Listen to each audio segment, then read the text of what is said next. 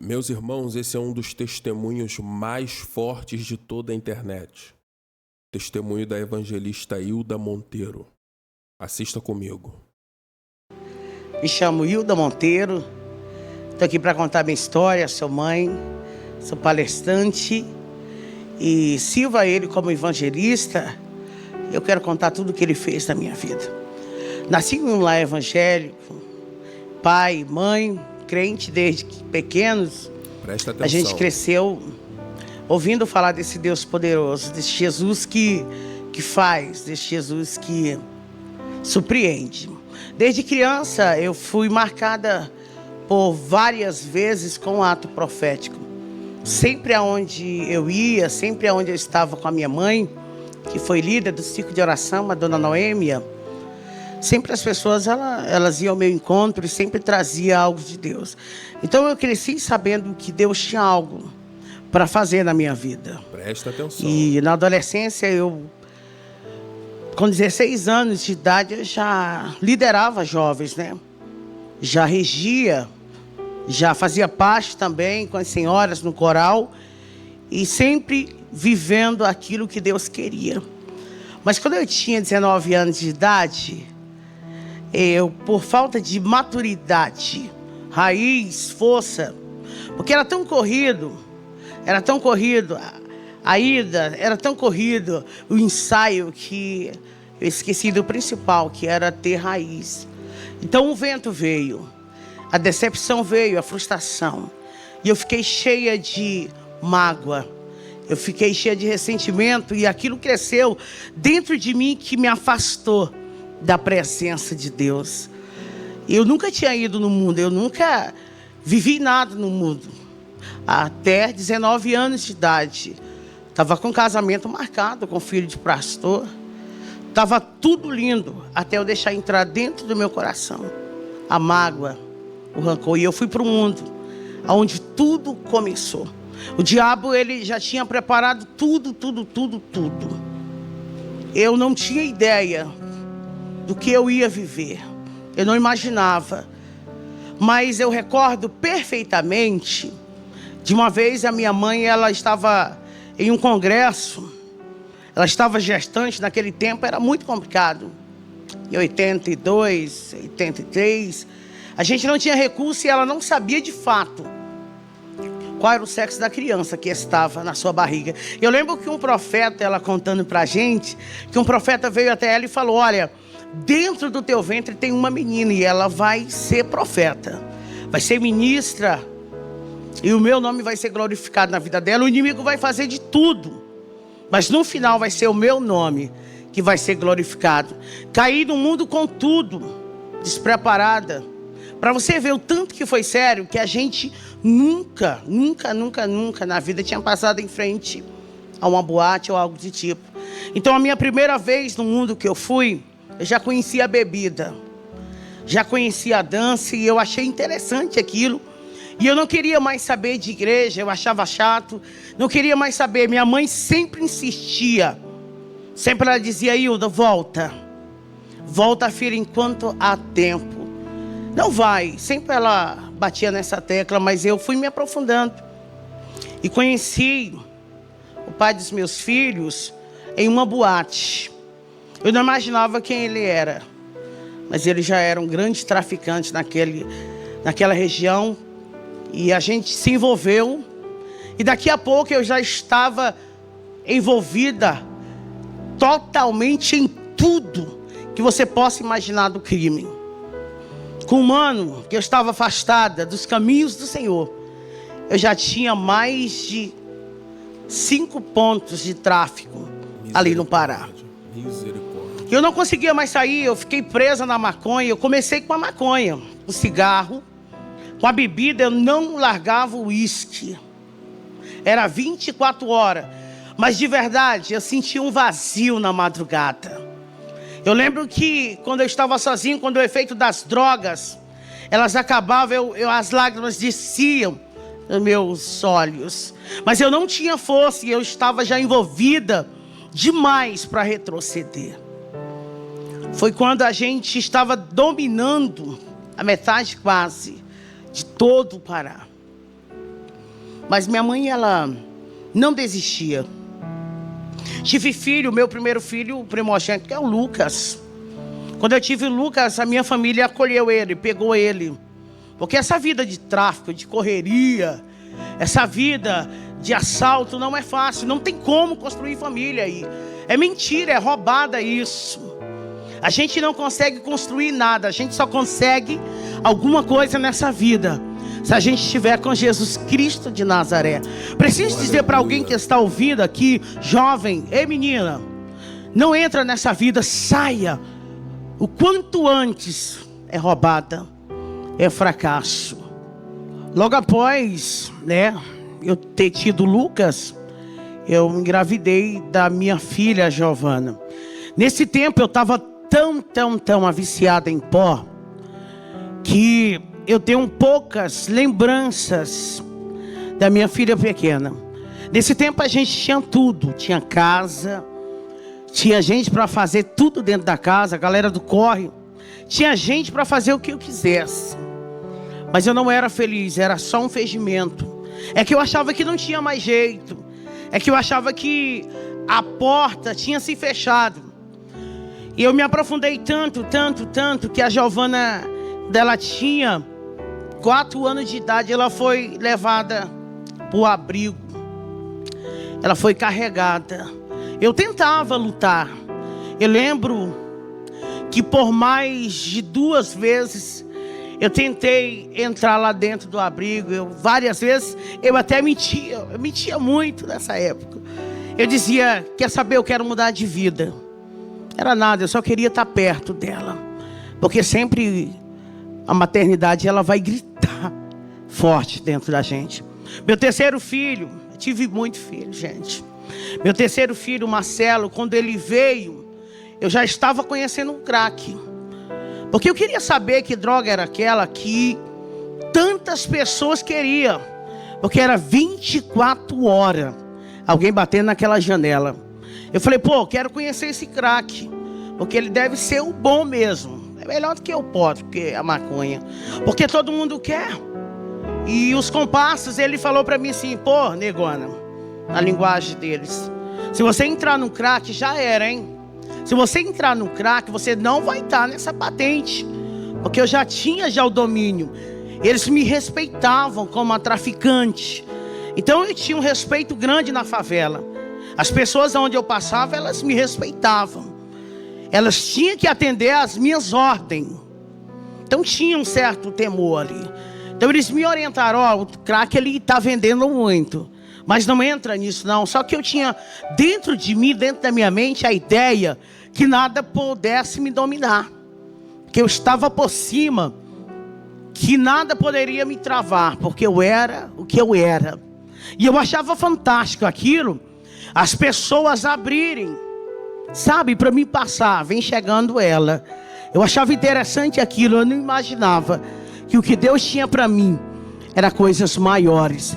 Eu não imaginava que o que Deus tinha reservado para mim era coisas mais extraordinárias. O que o diabo dá para a gente é passageiro, mas aquilo que Deus dá para a gente é permanente. Isso é muito importante você ouvir isso. Quando eu já estava conhecendo o crack, já mais de um mês, eu quero dizer que quando eu fumei pela primeira vez, eu não consegui mais largar dele. E olha que eu disse, eu me domino, mas desde o dia que eu experimentei o crack, eu lembro como se fosse hoje, que eu peguei um cachimbo e coloquei uma pedra em cima e falei, isso aqui eu quero só saber qual é a lombra. E eu não consegui mais ficar sem ele. O crack, ele se tornou tudo para mim. Tudo para mim. Eu não conseguia fazer mais nada. A minha prioridade se tornou o crack. Eu não queria mais nem cheirar pó. Maconha, eu abandonei na hora. Eu falei, o crack é o que eu preciso. O crack, nessas alturas, os meus filhos ficavam indo e vindo. Até então a família, ela tentou lutar pela gente. Eles tentavam lutar, só que a gente não conseguia. Porque quando eu me afundei no crack, quando eu conheci o crack, eu não consegui mais me dominar. Então os meus parceiros, eles me abandonaram. Eles saíram porque eu já estava sendo dependente. Agora eu já não era traficante. Agora eu era uma usuária.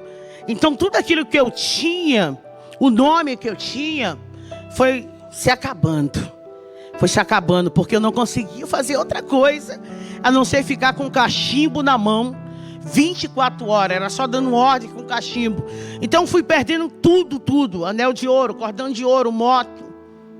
Fui perdendo posicionamento.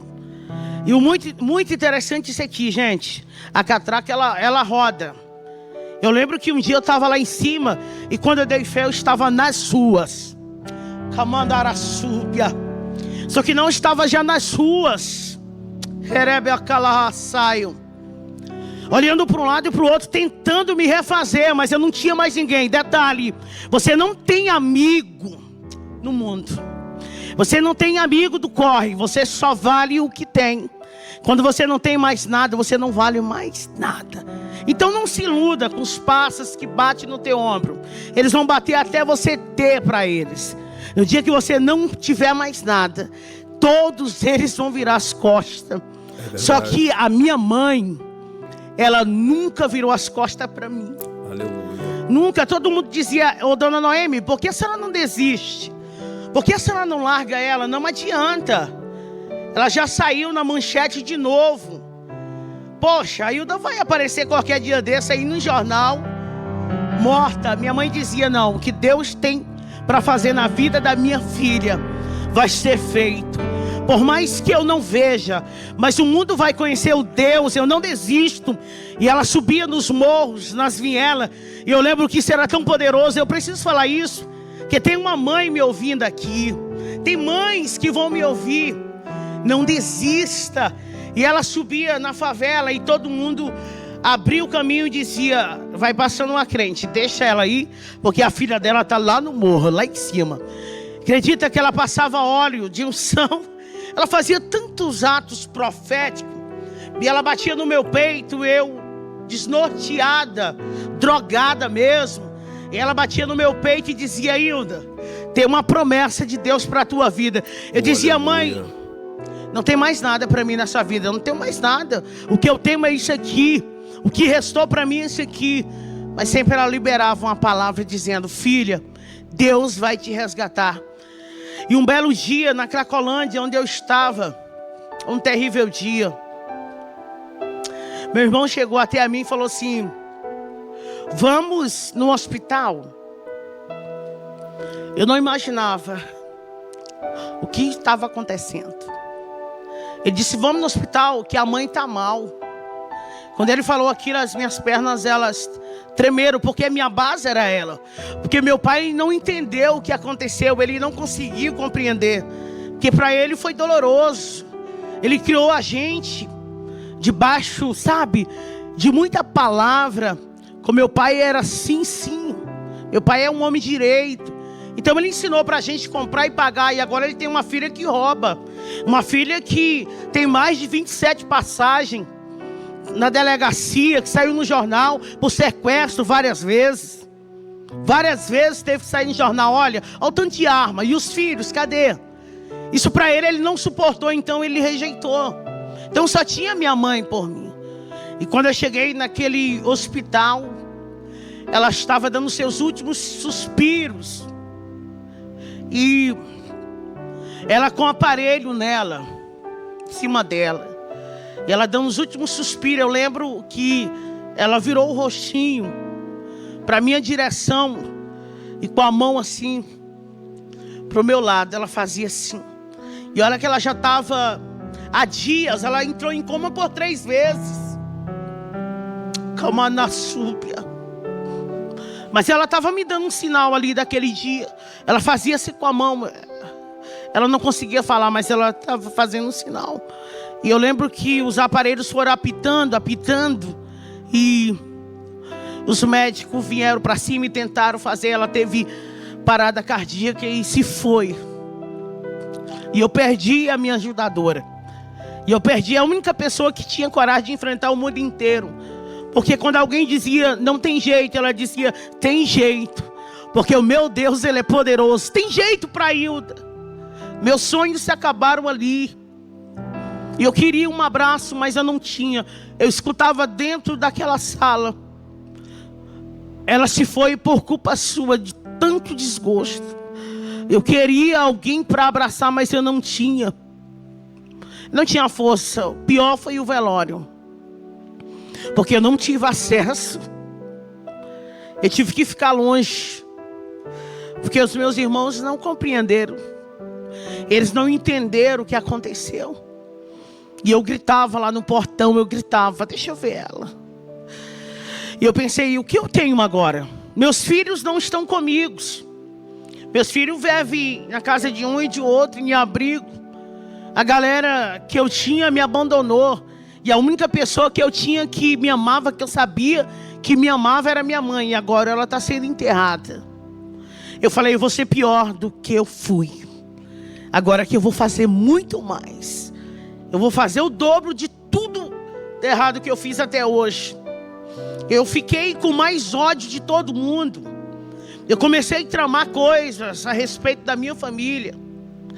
Deus, Ele, no meio disso tudo, alguns projetos diabólicos que eu fiz contra a minha família, Ele deu livramento. Eles ouvindo aqui agora, eles sabem disso.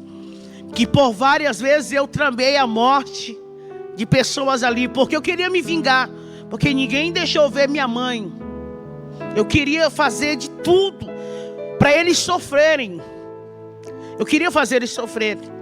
Eu lembro que foi mais de 5 vezes que eu arrombei a residência do meu pai. Várias vezes. Outras vezes eu ficava só dando sinais para alguns entrarem. Mandassúpia. Mas eu pensava que estava no fundo do poço. Eu não imaginava que tinha mais coisas ainda tristes para mim viver. Como eu já disse, eu estava sem ninguém. Estava só, mas ficou a minha irmã. A minha irmã, ela começou a se compadecer de mim. E ela começou a fazer o que minha mãe fazia. Levava comida, que eu passava dias sem tomar banho.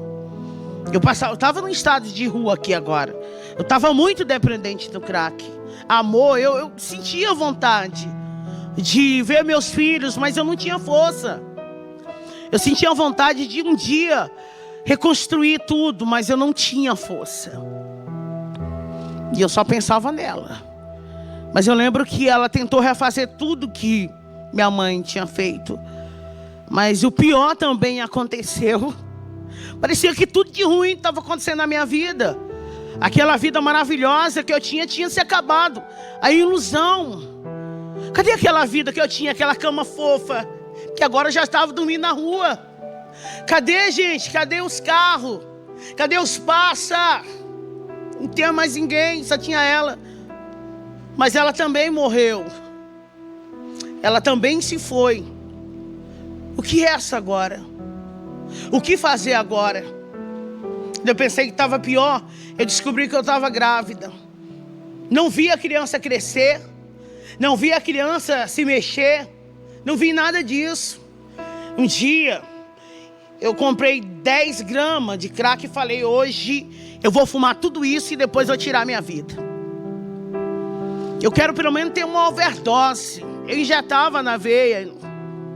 Eu falei, vou fumar tudo isso e depois eu tiro a minha vida. Por que viver? Eu lembro que eu fumei, comecei meia-noite.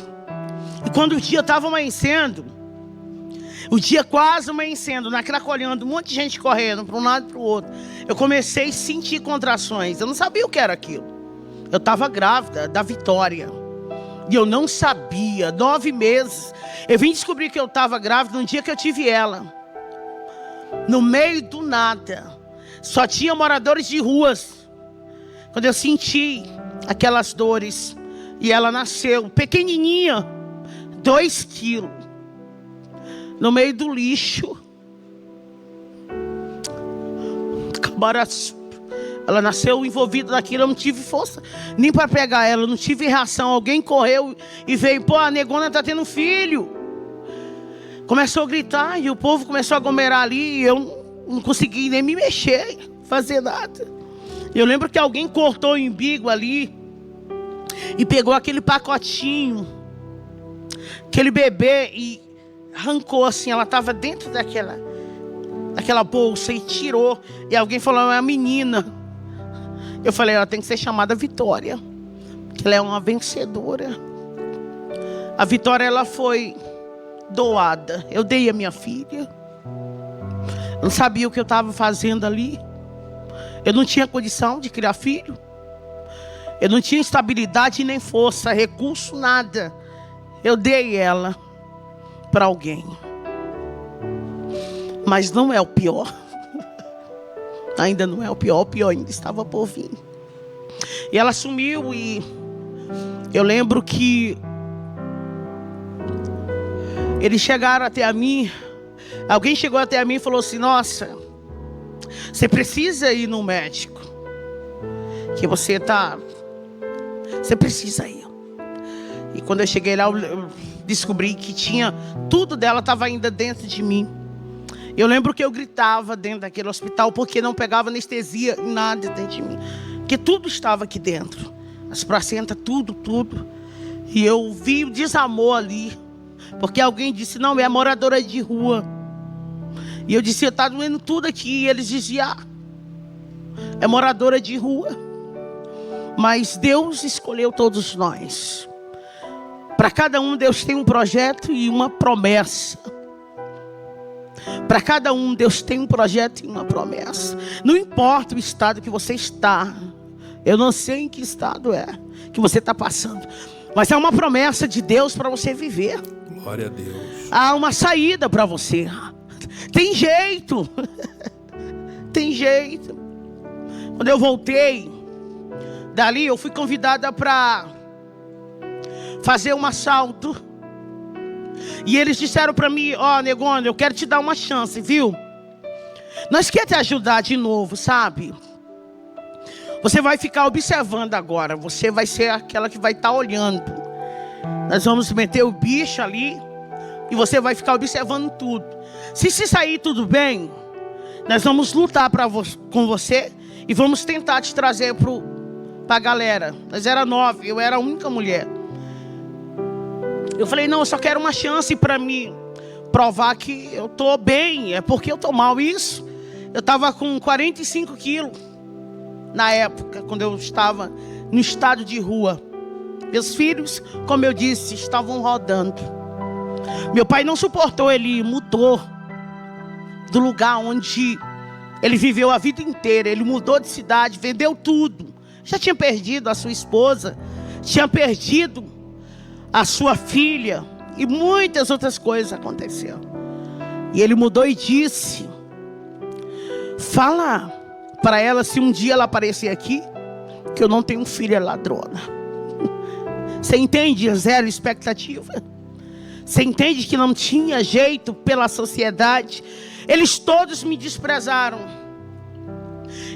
Todos me desprezaram. Então aquela oportunidade eu vi como um engajamento para mim me levantar. Só que não. E a gente foi e o assalto deu certo. E a gente ficou com muita grana. Eu falei, vou dar um passo. E eu lembro que a gente foi para uma casa e a gente foi contar o dinheiro. Na súbia. Só que o diabo, eu não estou te falando, ele tinha projetado tudo. E tinha alguém ali que não era fiel. Tinha alguém ali que não era leal. Tinha alguém que passava informação. E eu lembro que quando a gente estava contando, aquela porta, ela foi arrebentada. E eles entraram com fuzil. E foi muita coisa ali dentro. Não tinha o que fazer. A gente foi pego com fraga. Foi fragante. Tinha droga, tinha arma. Nós estávamos contando dinheiro no dia. Ninguém estava com arma no punho ali. Ninguém. Então não teve como reagir. Eles chegaram e prenderam. E eu fui direto para o presídio. O delegado falou para mim assim, Dr. Luiz Antônio, meu amigo hoje, ele disse, é 10 anos, viu? De cadeia. Para você ter ideia, eu não tinha medo, não era de puxar os 10 anos. Era dos acertos de conta dentro do presídio de mulheres. Porque eu tinha feito muita coisa. Eu tinha feito muita coisa. E eu sabia que tinha alguns acertos ali. Eu também sabia que tinha gente mais forte lá dentro. Eu lembro que alguém passou o fio e disse: mata ela aí dentro, porque ela quase me matou um dia. Ela bateu tanto em mim, esses meus dentes quase todos foram arrancados, tudo ela. Mata ela pra mim na cela. Mata. Mas eu lembro que tinha uma moça chamada Helena dentro da cela, nós era 3. E ela ficava cantando o hino da harpa 24 horas. E ela ficava: porque Ele vive, nós podemos crer no amanhã. Eu tentava tampar o ouvido. Eu recebi muitos presentes vindo de Deus, Bíblia, livros. Eu jogava tudo fora. Eu falava: Deus nunca me amou, porque eu cantava para Ele, porque eu regia no coral. Olha o que aconteceu, olha o que fizeram. Será que Deus existe? Amanda Súpia. E a ordem vinha lá do outro pavilhão: mata ela, mata a negona. E as outras 2 até pensaram: vamos pegar um chuncho, e na hora que ela deitar de bruços, a gente chega bem no peito e pronto, a gente dá uma chunchada nela. Só que a Helena era mistério de Deus dentro da cela.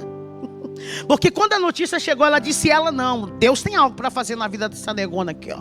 Aleluia. Nossa, eu vejo ela com uma potência, sabe? E eu consegui. E eu lembro que com 15 dias me chamaram de novo. E ele falou: Hilda, você vai ser solta. Eu não sabia, mas tinha uma trama por aí. Você vai ser solta. Eu falava: como assim ser solta?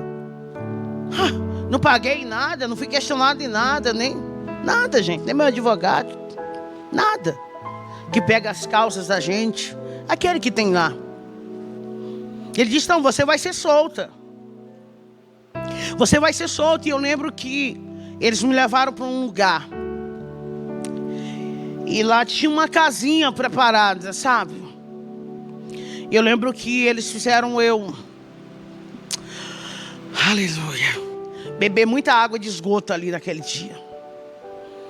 Eu tive que ser pisada ali. Mas não era o fim da humilhação. Não era o fim da humilhação. Eu lembro que alguém disse: vamos acertar aqui.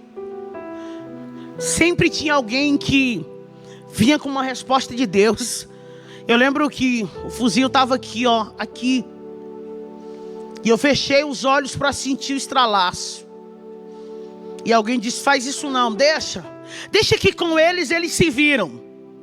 Em outra palavra, deixa que eles mesmos se matam. Não vai girar um dia, não vai durar um dia. E eu vim para um bairro que era uma favela chamada Frigorífico, uma das mais respeitadas da época lá, de Redenção. E quando eu entrei ali, doida para fumar crack, doida, eu queria só crack. E a gente foi lá para o lugar onde eu tive a vitória, lá para Cacolândia.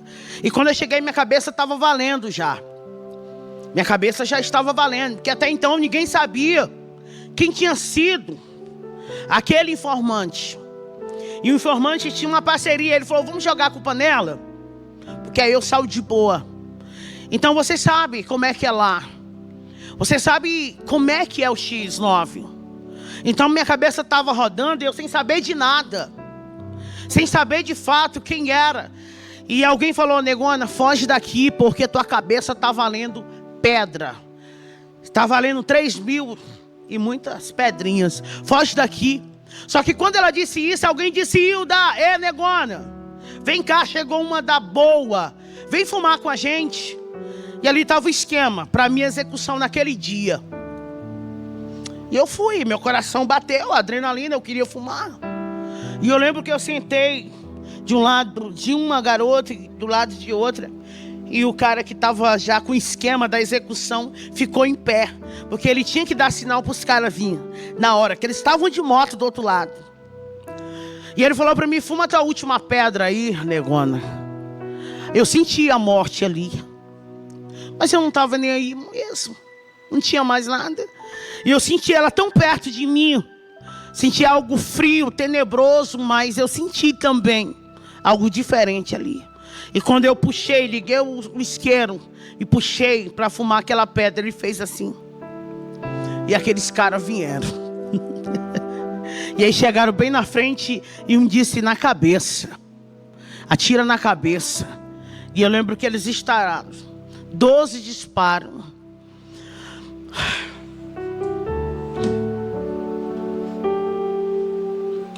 Mas tinha um escudo ali, bem na minha frente, sabe? E eu via os fogos. Eu sabia, eu entendo de arma. Era um Tauro e eles estavam atirando, e eles já atiram. E eu lembro que uma caiu em cima de mim e a outra em cima, e a gente caiu. E eu sentia só queimar. Mas de repente eu estou levantando e eles disseram: corre, que a polícia foi acionada. E eu consegui me levantar com elas em cima de mim. Eu peguei uma que estava grávida, ainda consegui correr para a rodoviária. E hoje eu passo lá e fico tirando foto. E eu corri para a lanchonete, deixei aquela menina ensanguentada, mas nenhuma bala entrou, só tem as marcas. Nenhuma entrou. E eu corri para cima de um morro e fiquei lá por 3 dias no Serrinha, sem saber o que estava acontecendo. E eles virou notícia de jornal: morreu uma grávida e uma trabalhada. E aquele que armou, ele morreu também. E eu estava viva, sanguentada, meio do mato. Foi 3 dias, mas com 3 dias eu não aguentei. Eu tinha que beber água. Me deu fome, eu não estava noiada. Eu tinha que descer, e eu venho descendo na Otávio Batista Arantes, no setor Serrinha. Eu venho descendo, 9 horas da manhã. Quando vem aquelas irmãs do círculo de oração, elas estavam saindo da igreja. E uma marchou e disse para mim no meio da rua: foi eu que te dei livramento. Manassorirebia Candarábia. Foi eu que cuidei da tua vida. Ei, Deus manda eu te dizer: sai dessa cidade ainda hoje. Foge, porque está tudo preparado. Eu tenho algo preparado, mas hoje Deus disse: você precisa sair. E ela me deu um dinheiro que estava dentro da Bíblia, era R$20, nunca vou esquecer. E ela orou por mim, e eu falei em pensamento. Eu falei: claro, ela está dizendo isso porque saiu no jornal. Lógico que eu estou só o sangue, por isso que ela está dizendo sobre morte. E ela disse: por que tu está pensando isso? Sou eu mesmo que estou falando contigo. Eu não vi nada em jornal. E ali eu temi, porque Deus falou sobre o meu pensamento. Eu corri, falei: vou despedir do meu pai, eu vou pedir perdão para ele. E vou me embora daqui. E vou tentar recomeçar. Depois eu volto atrás para pegar eles. Eu preciso, e eu fui. Quando eu cheguei lá, aconteceu aquilo que eu falei há pouco. Ele tinha vendido tudo e tinha ido embora. E a moça fez questão de dizer para mim: seu pai disse, se você morrer hoje, você vai ser enterrada como indigente. Você não tem família. Corri para a saída da cidade. E quando eu olho para trás, tinha 2. Eles conseguiram me alcançar. E eu fui esfaqueada ali. Quando eu acordei, eu estava no regional. Eu passei 30 dias. As minhas pernas, elas foram atingidas. Quase cortaram minha veia. Eu quase fiquei paralítica. Foi Deus que tinha uma obra. E eu lembro que o médico que ficou me atendendo nesses 30 dias, ele batia assim no meu ombro e dizia: você já foi crente alguma vez? Você já foi crente? Porque eu sou católico, eu acredito na Nossa Senhora, mas você tem algo para viver, porque alguém morreu ontem com 2 facadas e você está toda cortada, está viva. Quer um conselho? Volta para o Jesus teu. Até ele, um médico que era católico, ele tinha um rosário e tudo no jaleco dele, tudo tinha a imagem da santa. Ele ministrou sobre mim, sabe? Volta para Jesus. E eu falei: vou voltar. Meu braço, ele saiu do lugar. Eu tenho marcas na pele. Mas o que mais dói é as marcas da alma. Porque as consequências, ninguém foge dela. Por isso que eu estou falando para você. As consequências, elas vêm. Eu choro no Natal. Que as consequências, elas vêm. Não é que eles não gostam, mas as consequências, elas vêm. Não é que eles não querem ter eu perto, é que as consequências, elas estão ainda em evidências. Eu saí daquela cidade, virei, me tornei Andaríria. Uma cidade num dia, outra cidade no outro dia. Eu ficava em ambientes de prostituição. Era ali que eu ficava, onde eu tinha comida, e ali eu vendia droga, fumava, vendia, fumava, até que eu fui para o último paradeiro. Meu último paradeiro, Marabá, Pará, foi ali na 32, que ali acabou. Não tinha mais força para nada, então minha droga era o tine. Quando não tinha, eu ficava cheirando cola e eu só ficava pedindo esmola na porta da rodoviária. Eu preciso falar para alguém aqui. E várias vezes eu via os pastores entrando na rodoviária, missionários, e eu ficava olhando para eles, querendo ouvir uma palavra. Eu queria ouvir deles assim: ei, Deus te ama. Ninguém falava nada. Seja diferente. Seja diferente. Comece a olhar para a alma de alguém. Comece a enxergar o interior, não o exterior. Tem alguém pedindo socorro e você passa e não vê. Mandagaçúbia. Eu queria os pastores com as Bíblias lindas, sabe, todos bem preparados, missionários, cantores, passavam ali, eu ficava na porta da rodoviária pedindo esmola. Eu queria só uma moeda para mim comer, comprar alguma coisa para mim comer com aquela moeda. E não tinha uma palavra: Jesus te ama. Não tinha uma palavra: tem jeito. Mas Deus visitou a dona Ildenê, uma crente, e Deus falou para ela: tem uma filha minha lá no meio daquela rua. E chegou o tempo de eu dar um ponto final nisso. Mandara sébia. Você não vai ficar aí a vida inteira. Tem providência de Deus, socorro de Deus chegando para a vida de alguém agora. Estou sentindo uma unção de Deus aqui neste lugar. O Espírito Santo de Deus manda eu dizer que está chegando um livramento. Uma porta se abre para a tua vida aí. Remaraçúbia. Visita alguém por causa do teu nome, por conta de uma promessa que eu te fiz. Deus visitou a dona Idenê. Ela tinha uma barraca de comida do outro lado. E Deus falou para ela: vai lá e pega ela e cuida dela para mim. Ela chegou com uma marmita perto de mim, no meio de mais de 50 moradores de rua. A gente brigava por papelão para dormir, gente. Quantas vezes na minha vida eu ia na lixeira, revirava ela para me comer. Eu comi guardanapo muitas vezes, sentindo o gosto da comida. É barato. E ela foi até o meu encontro.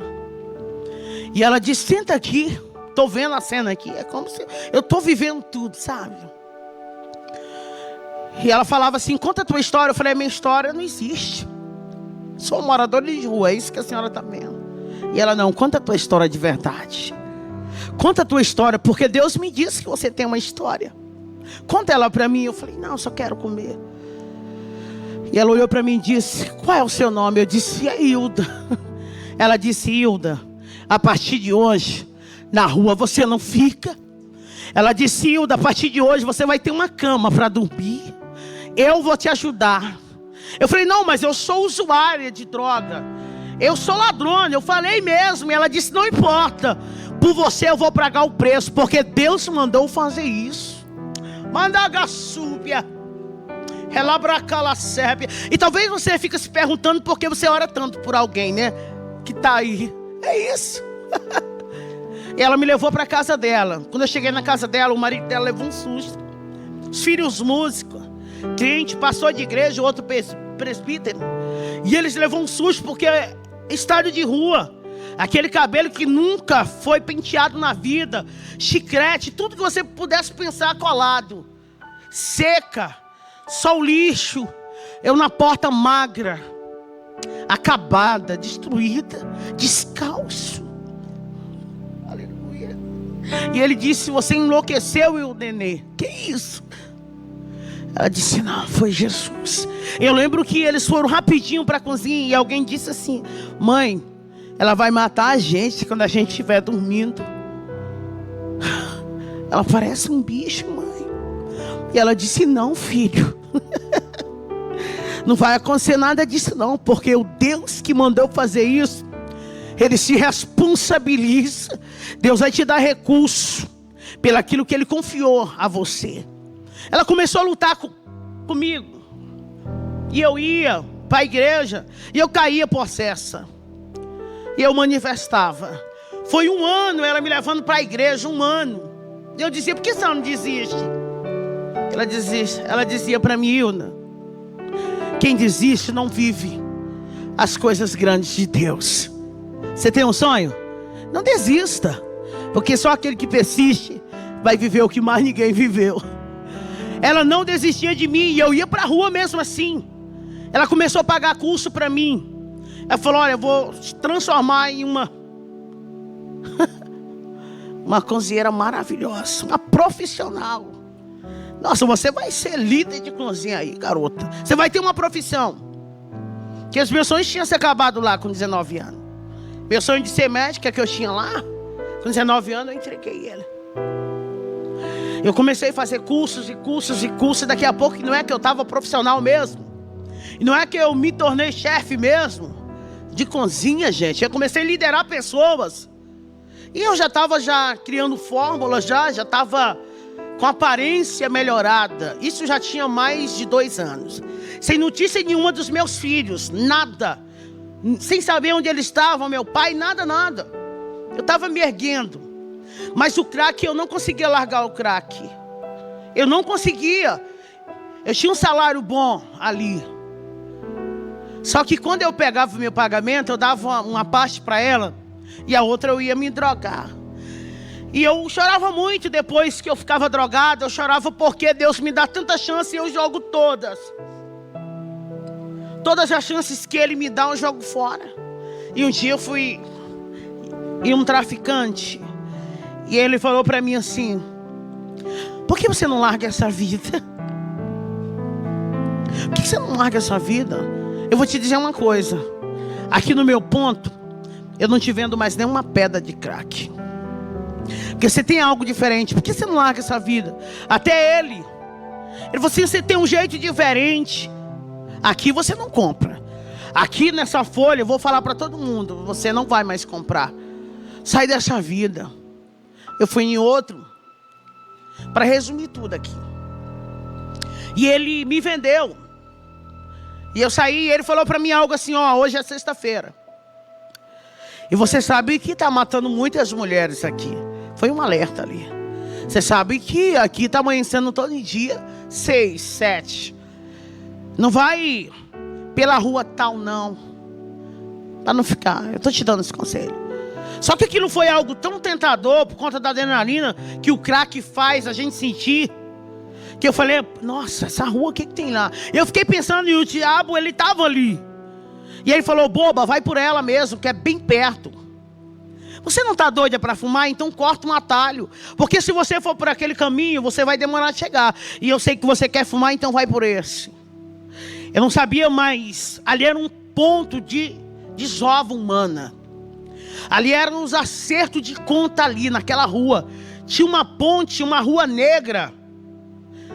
O nome da rua, até hoje, isso existe, todo mundo sabe do que eu estou falando. É a Rua da Morte. E a ponte é batizada como a Ponte da Morte. E o diabo disse: passa, porque era a última cartada dele. Que ele tinha feito de tudo já para me tirar a vida. Só que a minha vida era do Senhor. Ele fez muita coisa, só que na minha vida Ele nunca tocou.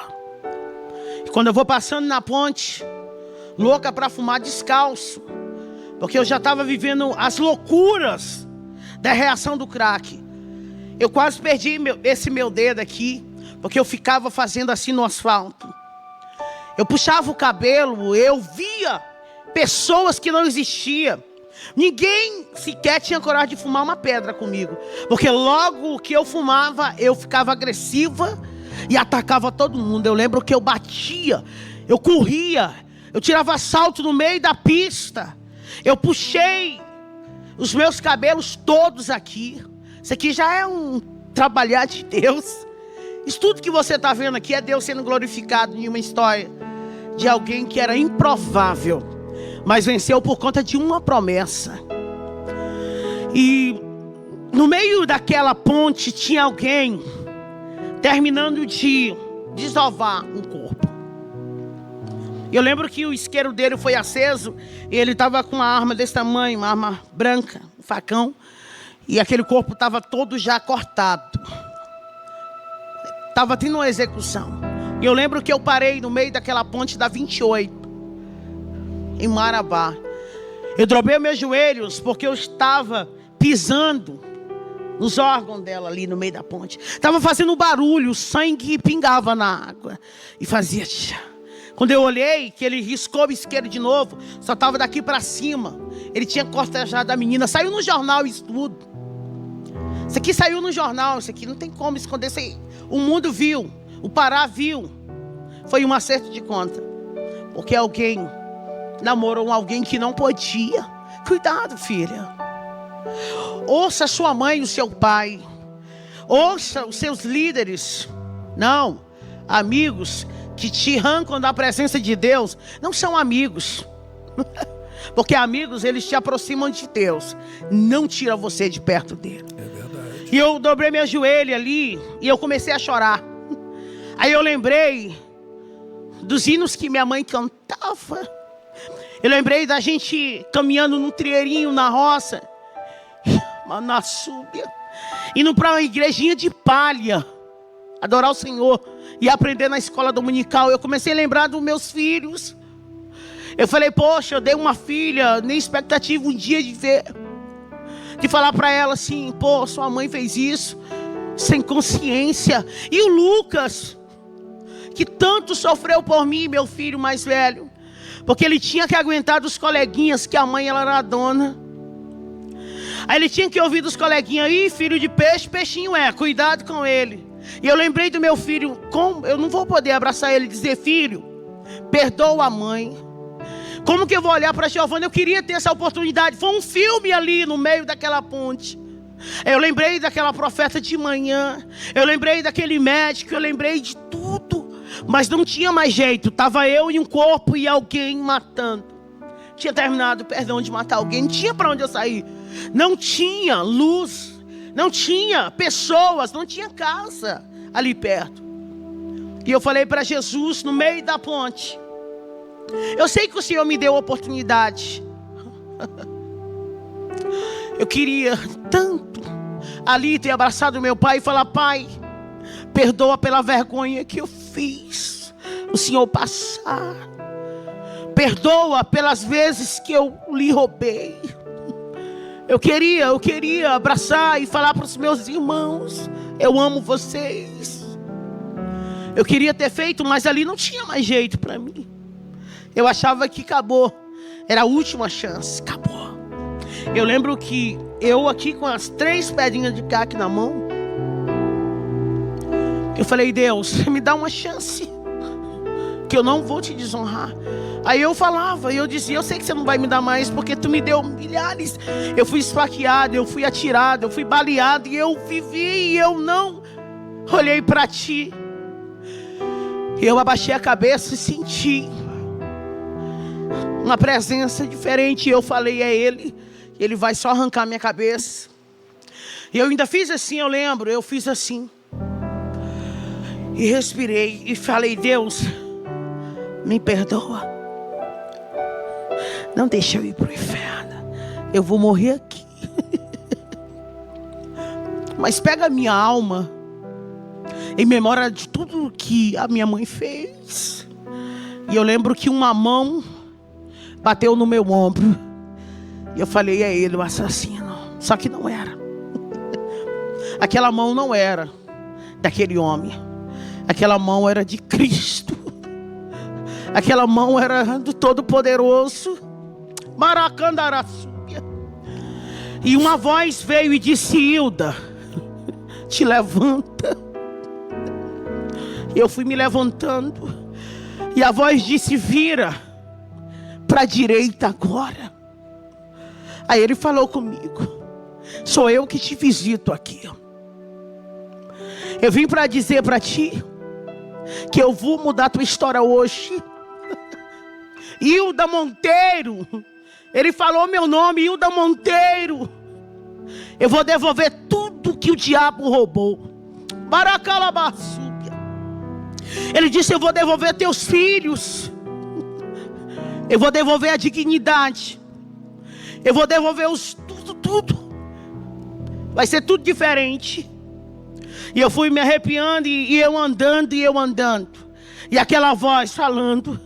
Eu cheguei desesperado na casa da dona Idenê e falei: dona Idenê, estou indo embora. Ela disse: filho, o que aconteceu? Eu falei: Jesus me encontrou na ponte e ele disse que vai me devolver tudo. Ela: filha, me conta direito. Eu disse: depois eu conto. Beijo, eu lhe amo. Eu preciso caçar minha família, porque Deus falou comigo na ponte. Cheguei no meu patrão, seu Fernando, falei: dá baixa na minha carteira, me dá só o dinheiro da passagem para Canaã dos Carajás. Barabandassubi. E ele olhou para mim, ele sabia que eu era usuária, só que eu era uma ótima profissional. E ele disse: o que aconteceu, filha? Eu posso te ajudar? Você quer um advogado? Você quer ir lá para casa, para minha fazenda? O que foi? Me conta. Eu disse: não é nada do que o senhor está pensando. É porque eu encontrei com Jesus na madrugada na ponte. E ele disse que vai mudar a minha história e eu preciso ir. Cheguei em Canaã dos Carajás, fui na casa da minha tia. Eu tinha passado lá em 2011. Só que não foi boa. Minha passagem ali foi horrível. Fui até presa na época, por conta de furtos. E ela tinha vergonha e eu bati no portão dela. Bati no portão e alguém disse: quem está aí? E eu disse: tia, é a Hilda. Abra o portão para mim entrar. Por favor, tia. Eles tinham medo de mim, todos eles. Eu lembro que um dia eu estava com tanta sede. E eu bati em um tio meu que eu amo tanto. E eles não abriram a porta. Porque eles tinham medo. Porque quando eu entrava, devastava tudo que eles tinham. Eu falei: tia, eu mudei. Eu encontrei com Jesus na ponte ontem, a presença dele era tão grande. E ela: como que eu posso acreditar? Eu falei: o Deus da Bíblia, o Deus de Abraão, Isaac e Jacó me visitou. Abra o portão. E eu abracei ela. E ela falou: nossa filha, como o teu semblante está diferente. Hilda, o que aconteceu? Eu falei: tia, é isso. A senhora ama a Deus? Ela disse: eu amo. A senhora ama a palavra dele? Ela disse: eu amo. Eu falei: então me dá o endereço do meu pai agora, porque eu sei que a senhora sabe onde ele está. E ela disse: eu não posso fazer isso. Eu falei: mas a senhora disse que ama Deus e ama a palavra. Tia, me dá o endereço do meu pai, por favor. E ela: não, minha filha, eu não posso fazer isso. Eu falei para o Teodoro: eu não posso, porque ele disse que se alguém desse o endereço dele, Hilda, eu não posso fazer isso. Eu disse: tia, por favor, por favor. E ela, chorando, falou: filha, pega o endereço. E eu peguei uma moto e fui para um mototáxi, fui parar lá, naquela rua, naquele endereço. E o dia já estava indo, era quase 5h30. E eu lembro que eu bati na porta da casa. E de repente a janela foi se abrindo. E apareceu um senhorzinho com os cabelos brancos. E ele deu um grito: Lucas, corre e abre a porta, porque a tua mãe está viva. Amara Sépia. Jesus já tinha feito tudo por mim. Jesus tinha visitado meu pai, gente. E Deus tinha dito para ele: abraça ela, porque agora uma nova história, Rebanassúbia, eu faço para Hilda Monteiro. E ele me abraçou e disse: filho, o que é meu é teu, a minha casa é tua. Filha, com 1 ano, eu encontrei os meus filhos. Eu achei a Giovana no abrigo. Foi tão lindo que as pessoas se disponibilizaram lá no conselho tutelar para me dar todo o suporte que eu precisava, o recurso para me buscar meus filhos. Quando ela me viu, ela disse: mãe, a senhora veio me buscar. Mãe, a senhora veio me buscar. Eu falei: filha, eu vim te buscar. O estado que ela estava era deplorável. Peguei meu outro filho, o Lucas, a gente já estava tudo junto. E a gente começou a viver tudo que Deus disse que a gente ia viver. E Deus começou a fazer as coisas crescerem. E a minha casa estava bem. E eu comecei a entender o que era propósito e chamada. Então eu conheci a palavra de verdade. E eu me apaixonei. E eu comecei a pregar, comecei a cantar novamente. E eu cantava, e eu pregava. E Deus dizia: conta o que eu fiz na tua vida. E eu comecei a ficar em guerra e falando: Deus, o que eles vão falar? O que eles vão pensar? E Deus disse: Hilda, não é sobre o que eles pensam a respeito de você, é sobre o que eu penso a teu respeito.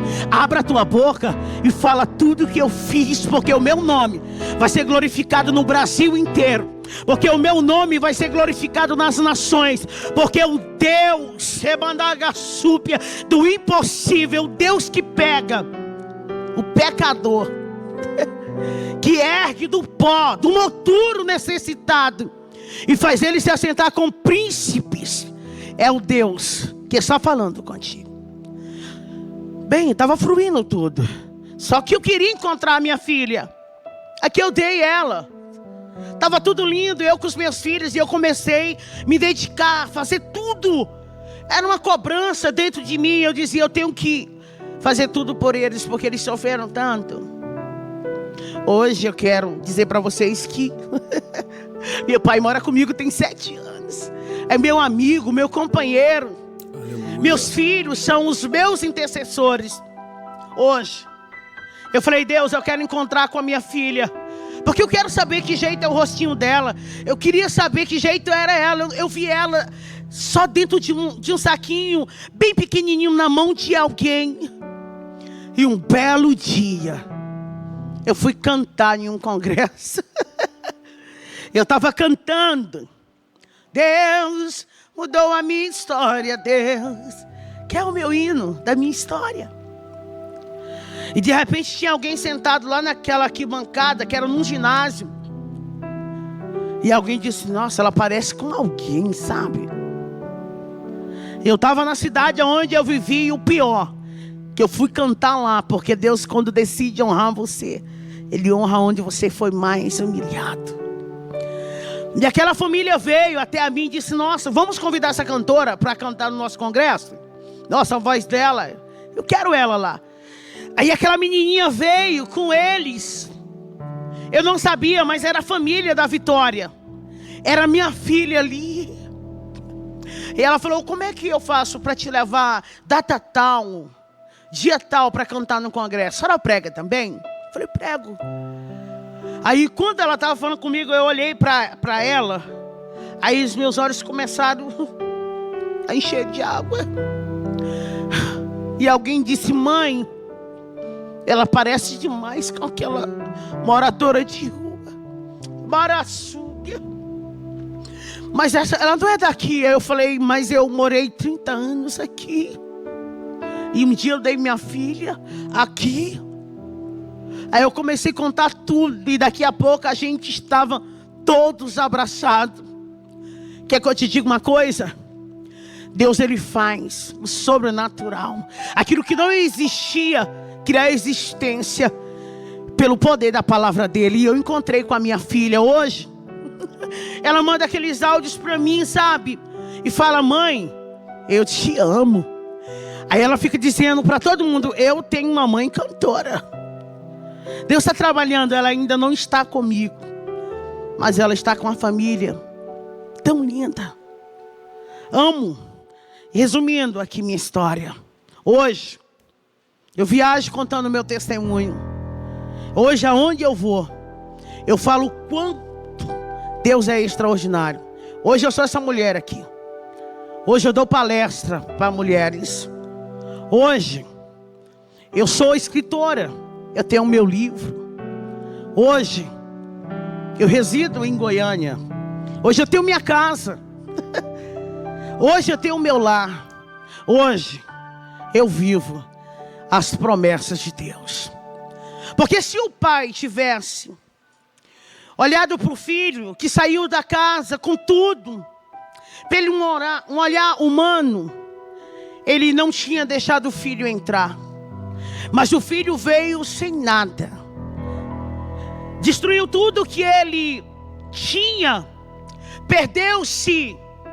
Mas um dia ele voltou. E o pai abriu as portas. Hoje, eu só estou aqui, vivendo essa promessa de Deus. Porque o pai abriu a porta. Eu termino aqui dizendo que a porta de Deus está aberta para a sua vida. Acredite nas promessas de Deus. Não desista, porque o que Ele tem para a sua vida está só começando. Hoje eu viajo no Pará inteiro e as pessoas falam: nossa, você era aquela. Hoje nós estamos aqui para viver esse sonho que um dia Deus sonhou. E eu encerro dizendo: muito obrigada, meu Deus. Hoje eu estou restituída. Hoje eu estou vivendo tudo que minha mãe chorou um dia e profetizou.